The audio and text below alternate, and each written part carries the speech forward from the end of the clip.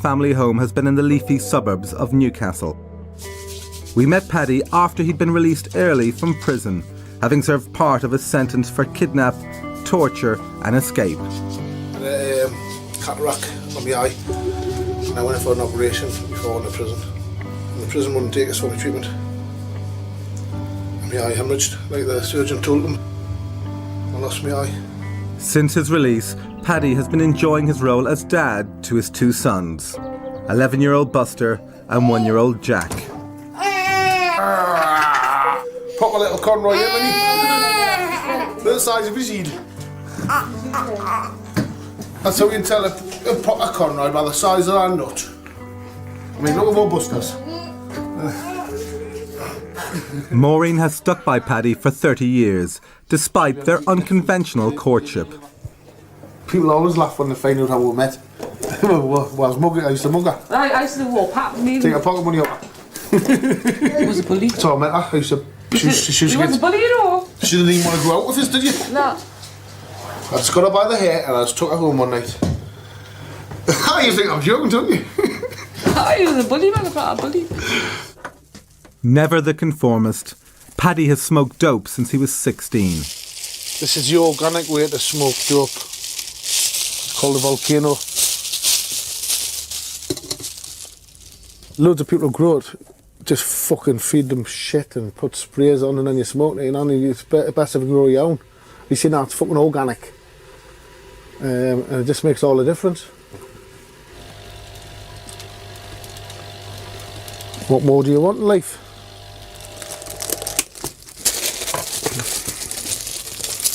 I'll take a joint.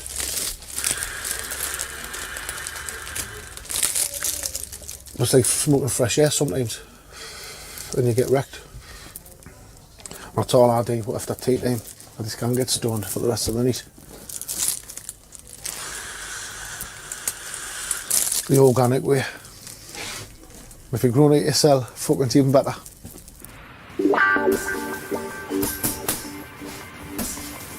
Paddy Conroy has been at the centre of an ongoing battle with rival crime families in the city's West End.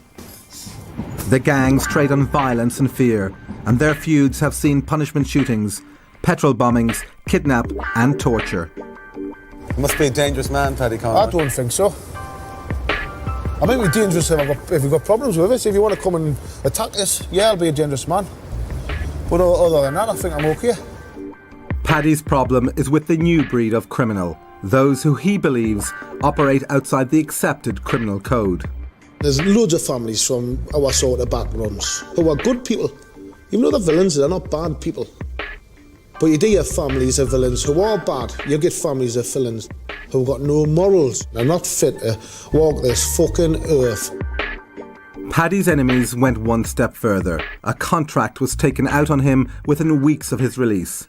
It's still active and his life is in constant danger. So who's after you now, Paddy? You've got a hitman after you. Who is it? I'm not sure. Faulty. How would they take you out? They're not going to take us out. If they were going to take you out. How would they like to take us How out? would they like to take you out? They like to shoot us. Would they? Yeah. 60. If the contract's out, how much would it cost them to hire somebody to do it? Oh, nowadays you can get somebody for £2,000. Really? Get a junkie. Yeah, but a junkie wouldn't be able to pull it off, would he? And he'd also be caught. And so, but a professional. Professional be 100 grand, 200 grand. Yeah, to take out a player like you. Yeah, easy. But apart from that, everything's quiet. Yeah. Apart from the odd hitman, the £100,000 contract, and the failed attempted murder attempt in your life. Yeah. Everything's quiet. 29. Apart from that, everything's fine now.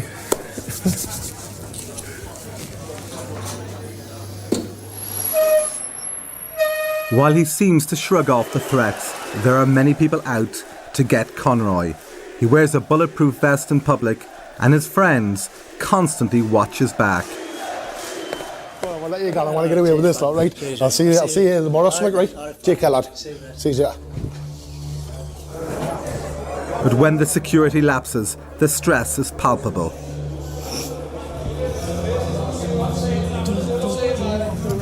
Where the fuck's he? Well, look. Where the fuck are you? Listen. Never mind fucking talking to people. Get that fucking van run, will you? Hurry up.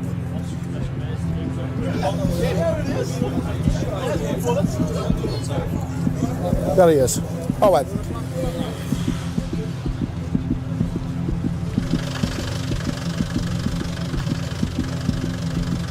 Cunt. You cunt. I'm trying to get him off the phone. Paddy Conroy is a man living on the edge, and as long as his licence is hanging over him, all he can do is watch his back. Giving that gun of that rope. One of Britain's most dangerous criminals is facing death threats and an early return to jail. Try not to fall on the slope, on the chainsaw. Hey, the fucking expenses occur when we've started having to get rid of fucking bodies. Paddy Conroy was once charged with threatening to use a chainsaw on a man's head, but nowadays he's doing his best to keep busy and stay out of trouble. It's going against the man now. It's going to eventually just crush it.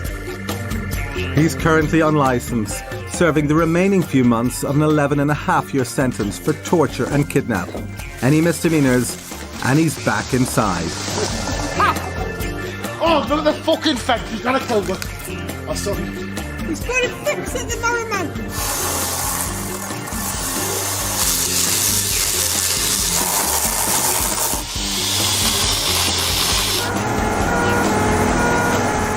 Paddy considers himself a protector in his local community. In the 80s, his standing in Newcastle was so high that when he was jailed for violence against the police, people turned out in their thousands to demand his release, causing a 14-mile tailback. Keep on moving. Right-hand man Bullock went to the extreme. Bullock! Stay in the middle. There's bullets on the top, man. Fucking bullets on the top. They're right at the top. Was it cold? Freezing. Proper cold. How long did you stay up there? 4 hours. Till it started raining. Yeah, you soft cunt. Yeah, it's slippy, you know. If I would have been fucking you lying in jail and me on that bridge, I would have stayed there all night. I didn't even take a coat, man. I had to stand there with my t-shirt. I would have done it fucking naked. Paddy I would have done it Conroy. fucking naked, you soft cunt. Well, I didn't 4 plan hours. it. It wasn't planned properly. Next time it will I'm only be. waiting you up, man. Next time I'll take a sleeping bag That's the job. Do the job fucking properly. in a flask.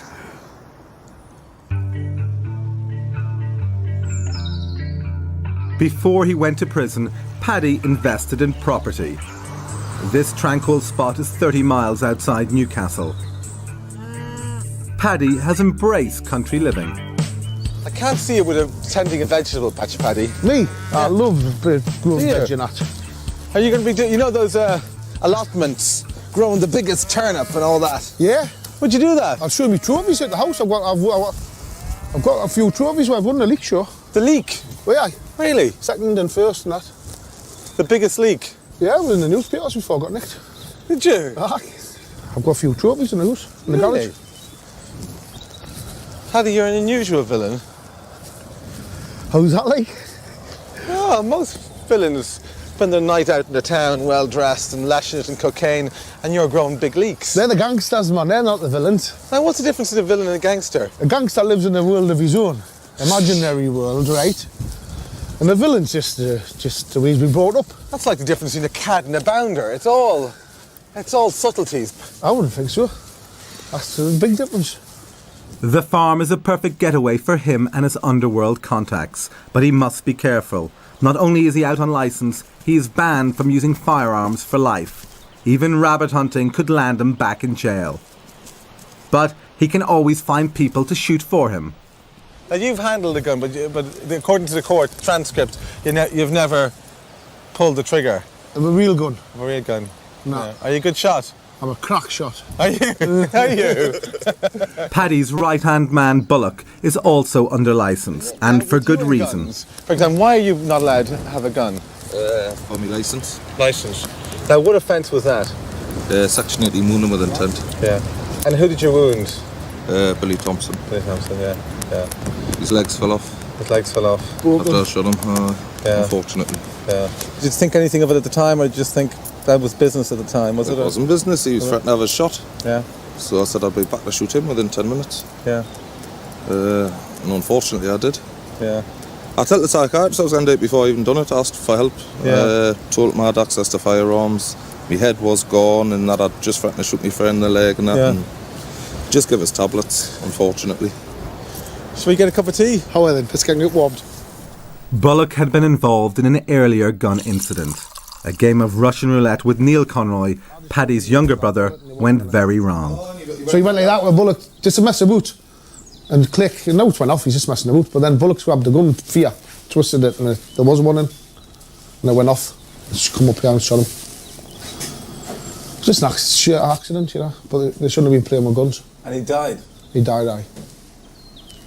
That's why he was under the psychiatrist. Because he was his best mate. It left Bullock a troubled man. It wasn't until a year before I got out that I started to feel a bit better on myself, you know. Lesser men, other people, other families in similar circumstances would have taken against you, Bullock, wouldn't they? No, not for an accident. I couldn't hold anything against anybody for an accident. I didn't class myself as killing him. I grabbed the gun and it went off. But it's just being there, just losing him, really, as well as it being tragic the way it happened. And They shouldn't have been playing it. with the gun. They shouldn't have. Shouldn't have, but we did. Look at that. You're kidding. Getting them. Tell you what you can do, cut them. So I got them now. I can't get this knife there just by that door. I'll leave the board. Yes. You do look after them, don't you? Take a care and attitude to everything that comes around me in my life. But you know what I you ain't are? a bad person. No, okay. But you know what you... I mean, you're a villain, but you're not all bad. Is that what you're trying to say? But are you religious, then? No, I'm not religious. So where are you going? Is it heaven or hell? Me, I'm going to heaven. Because some people think you should go to hell. They can think what they like, can't they? It's between me and the big fella where I can. Isn't it? Country life is a far cry from his upbringing in Newcastle's tight-knit West End community.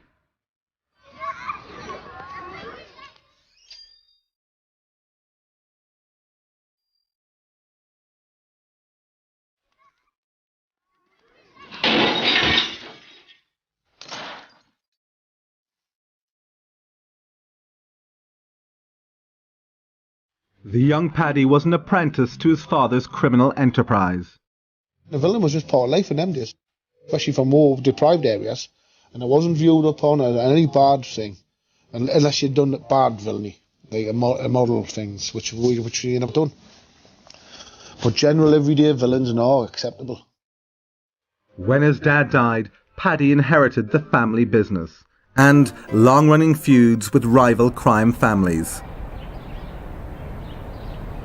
In 1994, the course of Paddy's life changed forever. The Conroys were dealt the ultimate insult when a rival gang destroyed the family grave. His dad and younger brother were buried there. That's a grave that's smashed up, desecrated, stole a gravestone. Plus my dad and my brother's buried there. A lot of hurt there, yeah. I see my mother and my sister standing there crying, upset over it, and I remember really walking out that graveyard. I felt like fucking killing them all, that's what I felt like. If I get my hands on them that day, I probably would have. Desecrating the grave also made an enemy of Bullock. I think they thought by touching the grave we would be frightened to do anything to them, but they got it wrong because it had the adverse effect, you know. There was no way where they were getting let away with that. I just want to kill them, to tell the truth. Yeah, I swore revenge, yeah. And I wasn't going to rest until I had it.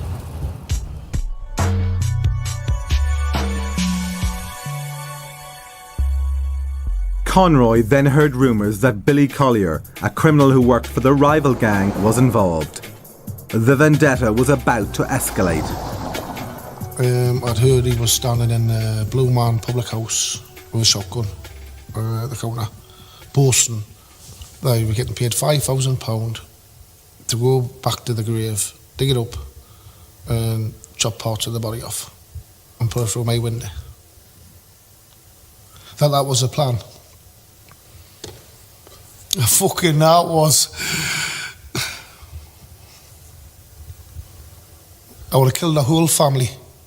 all their loved ones. I would have murdered every one of them if anyone had ever done that to my family. For Conroy, this damaging insult needed dealing with, and quickly. Within days, he had his chance.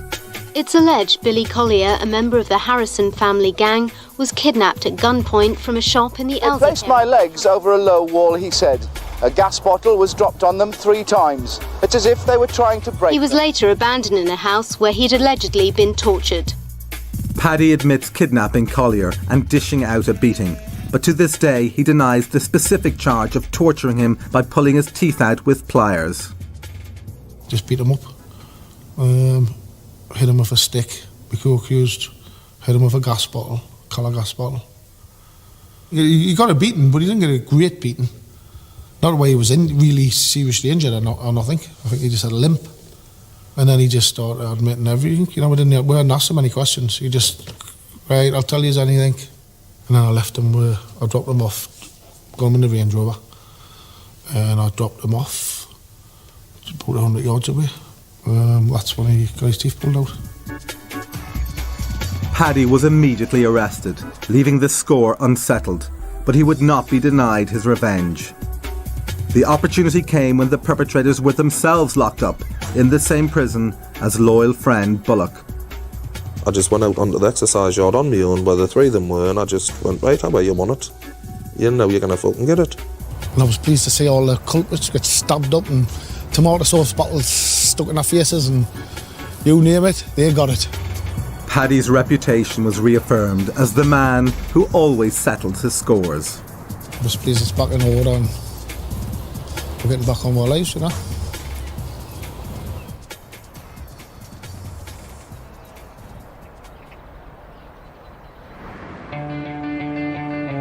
While Paddy was awaiting trial, he hit the headlines again, this time as Britain's most wanted. Conroy and his accomplice in the torture case, David Glover, were travelling to court at high speed in a guarded minibus when the military-style plan kicked in. Just grabbed the handbrake, pulled the handbrake on, he jumped forward, pulled the handbrake on. The bus went into a spin on the motorway and we ended up landing a lay-by, facing the wrong way. And the cars were already there. Glover got hold of one of the screws, just bashed them. And he took his handcuff straight off and he jumped off the bus. And then he just shouted, come on, come on. Did he say, come on, Paddy? Yeah, come on, Paddy, come on. And I was sat there and I was thinking, no. And he's shouting, come on. And I went, oh, fuck it. We would warn the public not to approach them. If they are seen, we would ask them to contact any police officer in Northumbria Police and allow the police to take the appropriate action. For 5 months, Paddy sunned himself in costable crime before Interpol finally caught him in an armed ambush. Now he would have to come home to Newcastle and face trial. Security was high to prevent another embarrassing escape. At the time when we were on trial, all these roofs over here were covered with snipers. We had a gunboat in the middle of the town here. We were armed police on the gunboat. That was there for nearly 2 months during the trial. A gunboat? I mean, they hardly thought you were going to... We actually counted the vehicles one day when we were getting took back to prison. And there was 17 vehicles in the convoy, an aeroplane and a helicopter. Now, why do they think you're such a security risk? Just because of that escape when we escaped. Paddy has always denied using pliers on Collier. But in the dock, his temper got the better of him. Now, the prosecution, they know, how do they probe you? Because they must know that you've got a short fuse and that you've got a couple of pressure points. As it happens, I felt like he was trying to have a go at us, but I wasn't biting. That's it, and I thought, don't bite, because that's what he was up to at the time. And then he just come out with a comment, do you know the Green Man Public House, Mr. Conroy? And I didn't know a Green Man Public House, but I knew a Green Tree Public House. That's where my brother died in an accident. And then he just shot back at us. He went, didn't he get his brains blown out? And looked at us like that. And I just grabbed the water, I swilled him, got him in the face with it. And there was about 4 screws behind us. They just jumped on us. And I just remember when I was getting dragged out the dock, looking at the jury, and the jury were like, just shocked, with what had happened in the court and what had been said. And I just got dragged downstairs. But the minute you lost your temper, that was the minute you were definitely guilty, wasn't it? Well, it didn't help. Conroy was found guilty on all charges, but his family continued to accept Paddy's version of events. He's no angel. He's not like what they say. And then my kids have got to hear what people think that they think he is, and he's not. And it takes a lot of explaining. I know Paddy knows better than most people, you know, and I know he didn't do it. And that is a difference. No matter what anybody else thinks, and if Paddy had done it, he would have told me. And he didn't do it. The judge had the power to sentence him to up to 25 years, and Paddy feared the worst. The judge sentenced us to 9 years for one offence, 9 years for another offence, 9 years for another offence, and 2.5 years for the escape. And I wasn't sure what was what, even though he'd said consecutive sentencing and concurrent, but I hadn't worked it out in my head. And Screw in front of us was working it out on a piece of paper. He went 9 years, 9 years, 9 years, 2.5 years. 11.5 years, Conroy. What do you think? I said, and I knew it was 11.5 years. I said, what do I think? I said, I'm over the fucking moon. Get me downstairs, quick. I just wanted to hear that. It wasn't 20 odd years, you know. When he was eventually freed from prison, he returned to the streets of Newcastle. There he was to face gang warfare, vendettas, and threats on his life. After serving 8 years in prison for torturing a man, Paddy Conroy returned to Newcastle.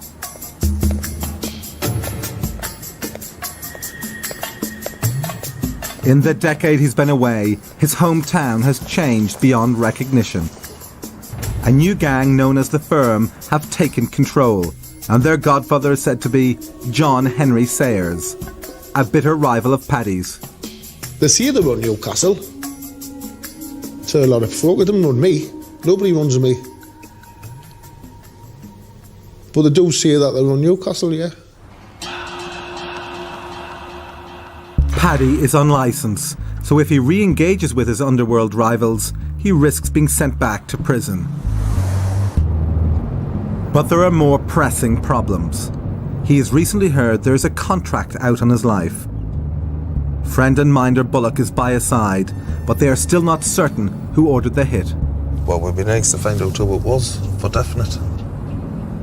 Then you can sort it out. I think he's just taking every day as it comes. Safety is the first priority. And just hope for the best. To survive, Paddy needs to forge new alliances. With the traditional underworld turning against him, he has made friends with local triads, and they have given him a symbolic gift. I got off Danny, the boss of the triads. And what do you think it means? This, it's just a friendship, it's like a connection between us. Yeah, just make friends, which I don't mind because they're good lads. This friendship would have been unheard of a few years ago. But as his trust grows, he invites them into his home and initiates them into his world. Your big lungful. If only you knew which way they were looking at you. Oh, don't go there, we'll cook you. They cook you for dinner. Yeah. His new friends and possible business partners return the invitation. He's going to have to bring it to China, take it to China. We are. You will be treated like a king.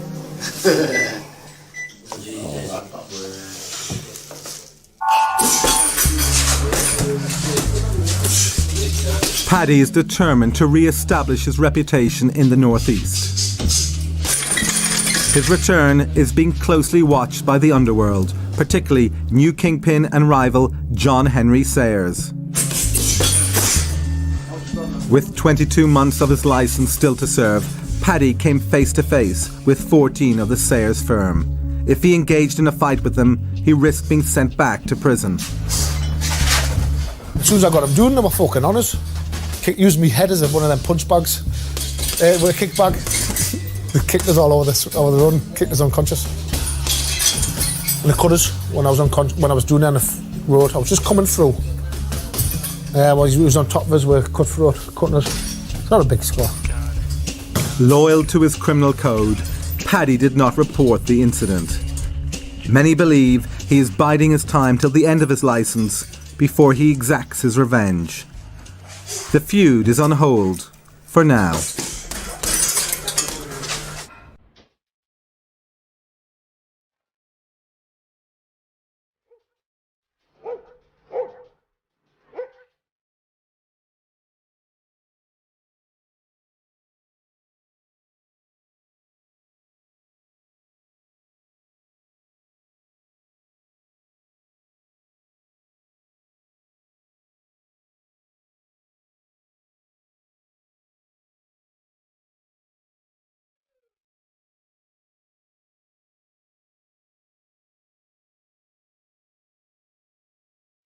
Paddy sees the feud as personal and is keen to stop it spreading to the next generation.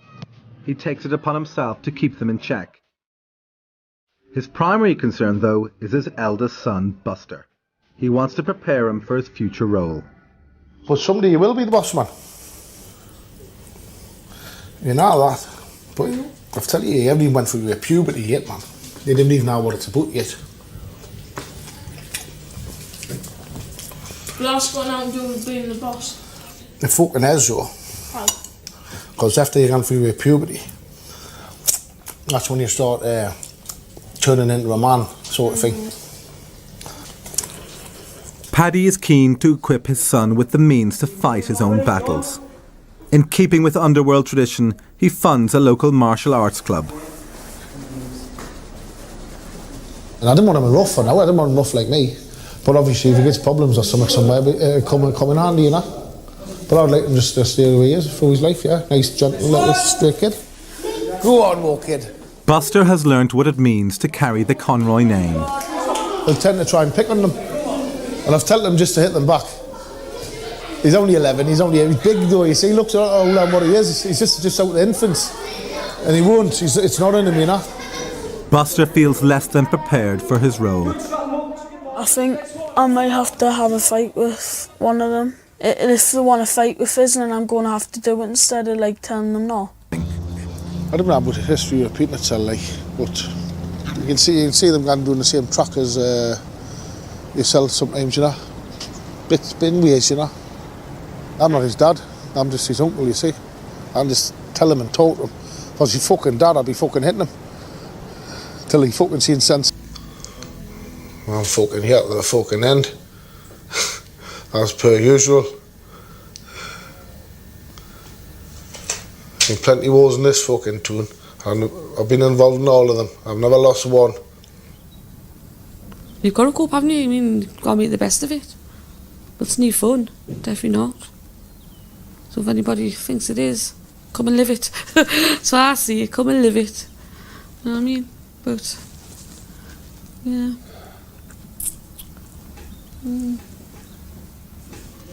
The night passes uneventfully, but the threat on Paddy's life and his freedom are ever present.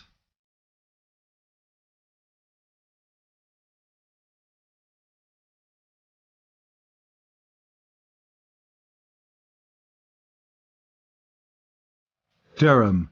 This is where Paddy will be imprisoned if he breaches his license conditions.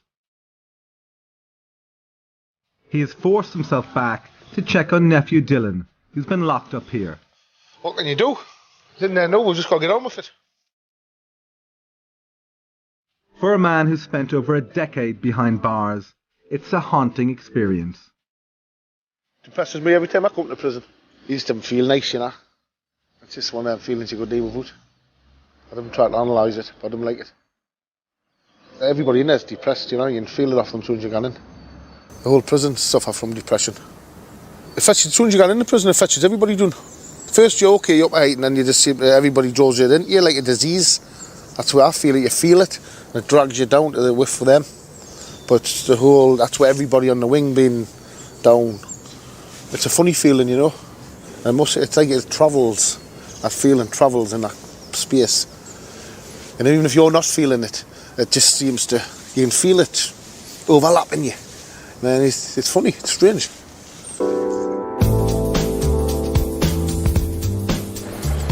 Paddy has kept his nose clean for over 3.5 years. But with just weeks left to serve, he has gambled with his freedom.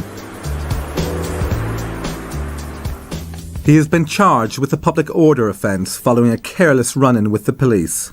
If found guilty, he risks being returned to jail. You got a minor offence. What's the problem? The problem is I come out of my house last week. My sister lives next door to us. And our house was getting raided off the police for stolen property.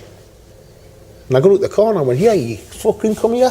He went, what? I went, fucking come here. What's your fucking game? I get him out the wall. He says, shut your fucking mouth. I said, I won't shut me fucking mouth. I went, what's your fucking job? I said, I've just fucking seen what you've fucking done. Trying to fucking provoke people. Stand there with your fucking stripes on your fucking arm. What way is that to fucking behave? And he just ordered them over the wall. On top of us. There's 12 of them on top of us.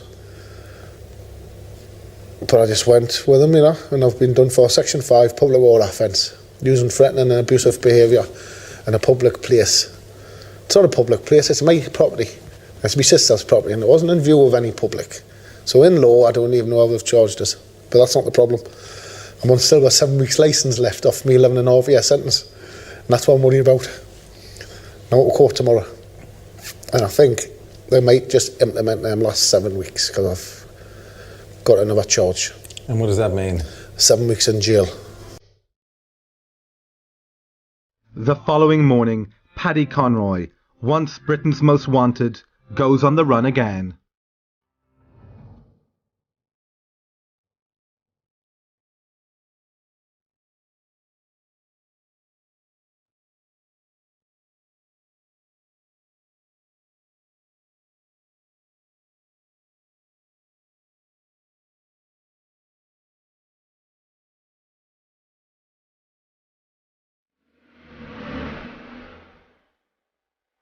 He is due in court to face the public order charge.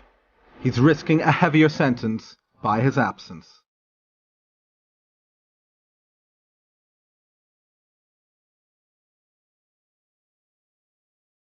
Partner Maureen knows the script. But it was caught on. And obviously somebody come for him because he was getting dropped off or whatever. And then he just said, gave us a kiss and just said, don't worry. Could be anywhere. You know what I mean? Could be a different country by now for all I know. When it could be, so I don't know. I'm just could be anywhere. Aye. Buster struggles to come to terms with his dad's notoriety. Inside Britain's deadliest gangs. Meet the men who run your manor. I don't know how they've got that information about me dad. It's because I know he's not a bad person, but I think some people must think he's a bad person. Where did he say he was going? He didn't. The last time Paddy was on the run, he hid for 14 months. How long will he be away this time? And will he return under his own free will or under lock and key? Paddy Conroy failed to appear in court when summoned. He went on the run rather than face prison. In his absence, the court heard the case against him. His worst fears were not realised. The punishment was a penalty charge. Loyal partner Maureen got the good news to him. Convinced the coast was clear, Paddy came home. He'd been away for 3 days. Phoned us just saying this letter had come. She thought it was a bank statement. This was on Tuesday. Saying I dealt with it in my absence. 130 quid fine. So I was over the moon, you know. So I'm back. I think my walkie-talkies. You know what I mean? 4.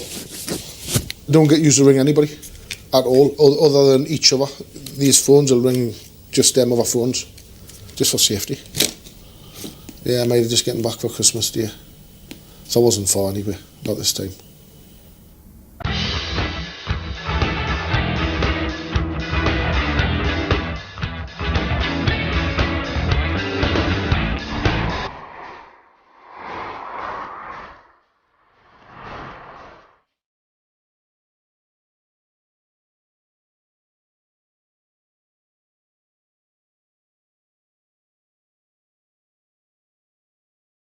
11.5 years to the day, and Paddy is a free man. The threat of prison has been lifted. Yeah, my prison licence finished today. Free. Free from probation off. He marks the occasion by cooking for the family. Thought I'd treat you more. 11 quid a bottle of this. Nearly 4 years of hell after I've been released from prison. But I'm quite happy. I've cooked my wife a curry. Keep her fucking happy, which isn't very often. The punishment may be over, but Paddy still seems imprisoned in his past. His future will be determined by whether he can let unfinished business lie. As he celebrates, Conroy finds it hard to forget the feud that's been eating away at him. You know what happened yesterday? It was a strange one. Somebody come along, right? Somebody come along to me whose brother talks to the fucking enemy sort of thing, you know? But I talked to this one, so I'm just be careful. And he says, you know, Paddy, you know, he says, what if Northumbria police sort of like arranged a fight between you and John Sears? Yeah, would you do it? I said, well, you're on a wicked off cunt. Fucking Northumbria police arranged a fucking fight between me and John Sears. He went to sort of stop any gang wars and they would like, oh, well, look at it and all that. I'm serious, you know. I'm serious. I went, listen. He said, would you have a straight fight with him? I said, listen, let's just stop you there. And just get that out of the equation. There's no more fucking straight fights with John fucking Sears. I said, the last fight I had with him, I said, it was 14 fucking handed. And he used weapons. I said, another thing, Northumbria police doesn't arrange fucking fights for me. So I just nipped him at the bud. Where he was coming from, I didn't fucking know. I've been talking today at the whole but where the fuck did he get that from? Come up with such a fucking... But I remember after that fight with them on the hill, I sent a message to them. I said, we'll fucking sort it out. I says, at the time I thought there was only 10 of them, but it's not, there was 14, 16 of them there. I thought it was 10 at the time. I says, I'll fight the fucking 10 years. I says, me fucking mate. I says, we'll set a ring up. Listen, I had an arrangement. I said, we'll set a fucking ring up in Elsick fucking Park. I said, we'll sell tickets for this cunt. You know what I mean? And we would have done. I said, we'll fight the fucking 10 years, 2 at a fucking time, just hide them in a fucking ring, most. And they sent message back, half agreeing. This is as long as you've got that big cunt that you had with you on the day of the fight. I went, what? Fucking Tommy fucking Cowan, 10 stone Tom. Fucking straight businessman who's never been in trouble in his life and never had a fight in his life. I says, fuck off. It's me and fucking Dave, a no cunt. Fucking, they wouldn't even have a fucking, you know, that was then. Fucking, anyway, the licence is finished now.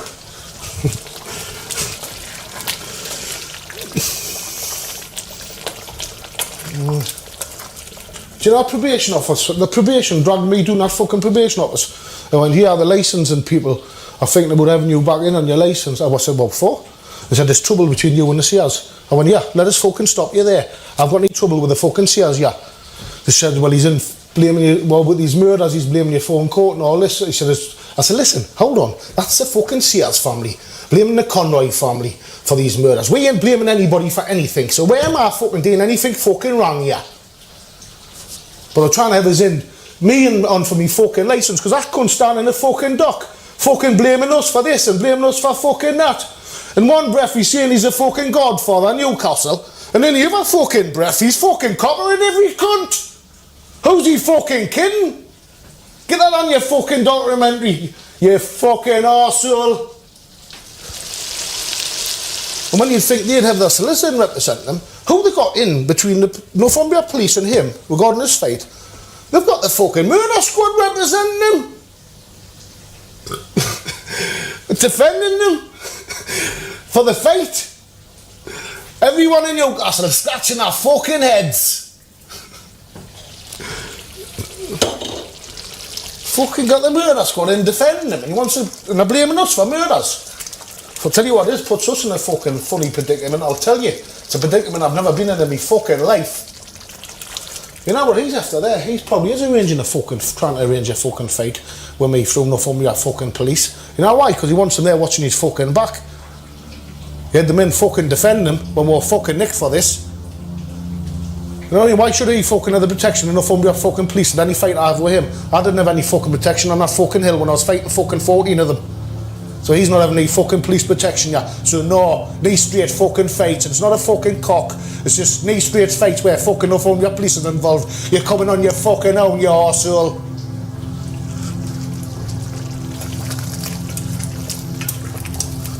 And it's fucking coming shortly. Believe you me.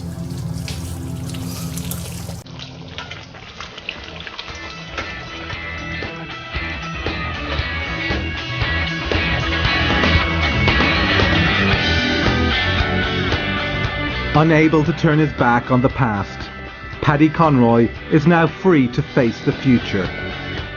Newcastle's underworld braces itself.